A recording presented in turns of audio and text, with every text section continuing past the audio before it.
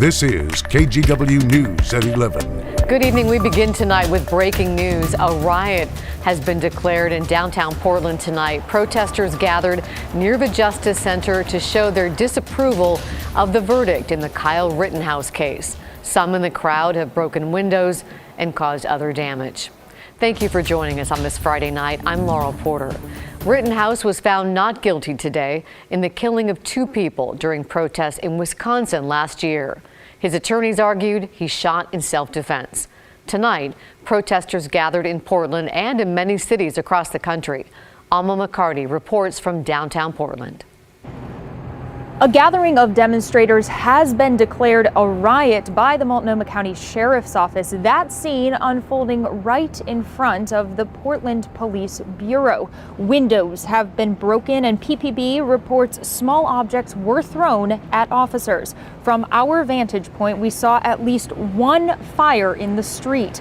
Fair to say there's a lot of emotion wrapped up in this trial, what it means for Rittenhouse, what it means for the families of the people that he killed, and also the greater implications of the not guilty verdict.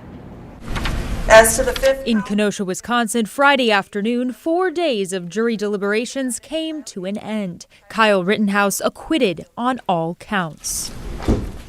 He wishes none of this would have ever happened, but as he said when he testified, he did not start this. And we're thankful in more ways than one. Those on the steps of the courthouse outside expressed differing opinions. People have a right to carry, to defend themselves. There's no way that you can justify in the streets of America that an individual can carry an automatic weapon, an AR-15, and shoot and kill anybody under any reason. In Oregon, Governor Kate Brown stated in part, "We have a lot of work to do as a country in building a more just and equitable future." In Portland, Commissioner Joanne Hardesty wrote, "We have an injustice system in America." Mayor Wheeler called the trial verdict profoundly disappointing and stated, "Our work to reform and improve the criminal justice system must continue." As a member of the Oregon Legislative BIPOC Caucus, I think, we all really feel like today has been truly heartbreaking. State Representative Andrea Valderrama spoke with me one-on-one Friday evening.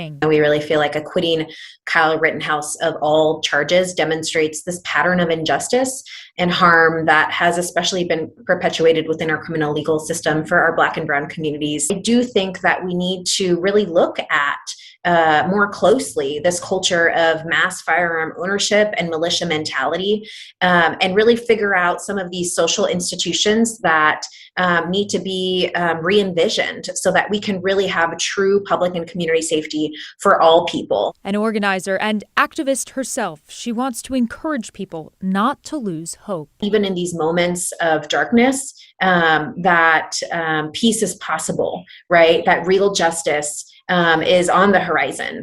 We estimate more than 100 people were out here for the demonstration turned riot. Again, that declared by the sheriff's office when they say a door to the detention center, a gate rather, was being damaged by people in the crowd. For now, in Portland, Alma McCarty, KGW News. Earlier today, Portland's police chief addressed gun violence in the city and the additional funding coming to the Bureau to hire more officers.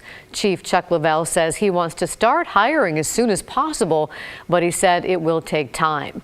The Bureau actually laid off its recruitment manager and others directly involved in the hiring process a long time ago when the money wasn't there. Now the chief says he's working to build back what he calls the hiring machine. All of this comes at a very violent time in the Rose City. So far this year, there have been more than 1,100 shootings. 57 of them were deadly. Their cases are important to us. The tragedy of losing a loved one to gun violence or in any other means is just devastating to a family. The chief hopes to have a new focused intervention team on the street by early next year, working to prevent shootings.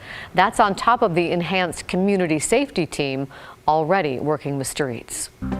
Now to get you caught up on tonight's other headlines. 2 people were found dead inside a home in Salem after a fire.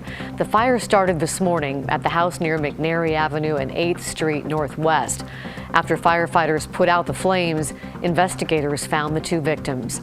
A dog was also found dead inside. 2 other dogs survived. A death investigation is now underway. The students and adults on board a school bus that was involved in a crash today are all physically okay. The bus from the Nestucca district hit a loose flatbed trailer. It had detached from a truck on Highway 6. 30 students and 6 adults were on board for a field trip.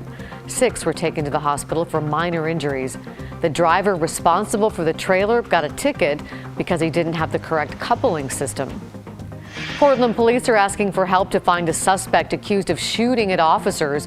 Police tried to pull over 27-year-old Christian Daniel Fitzhenry. See him here. He was in a stolen car last Saturday night, police say. And after using spike strips on the car, police say Fitzhenry and the driver got out and ran. Then police say Fitzhenry fired at officers, hitting a police car. No officers were hurt. The alleged driver, Alicia Missner, you also see her here. She's also wanted. The 2 are believed to be together. Call 911 if you see them. Vancouver announced a site today to put up small shelters for people who are homeless. It's going in off Highway 500 and Northeast 112th. Right now, it's the site of an unsanctioned homeless camp. The people there will have to clear out before the end of the month, but many have signed up to be part of a sanctioned village. There will be 20 shelters with electricity and enough room for 2 beds and some belongings. The city hopes to have the site open before Christmas. Tonight, we're talking solutions to students in crisis around our area. We've reported recently on a number of fights and disruptions in many Oregon schools. They're contributing to staff burnout, worrying parents, and harmful to students. But what can be done about it? School psychologists say districts need to focus on a basic level of support for all students. That could be as simple as a reward ticket system at an elementary school where kids could turn in tickets for a prize. Educators say they want district leaders to be proactive, ask staff for input, then put the ideas into motion. But I can guarantee you that educators, from bus drivers to classroom teachers, have lots of ideas for ways that we can improve what we have going on currently in schools. Educators say they need more time to prepare and collaborate with each other, as well as they need classroom aides to better meet students where they are. But the staffing shortage makes that more difficult. You can watch our more in-depth report on students in crisis now on the KGW YouTube channel.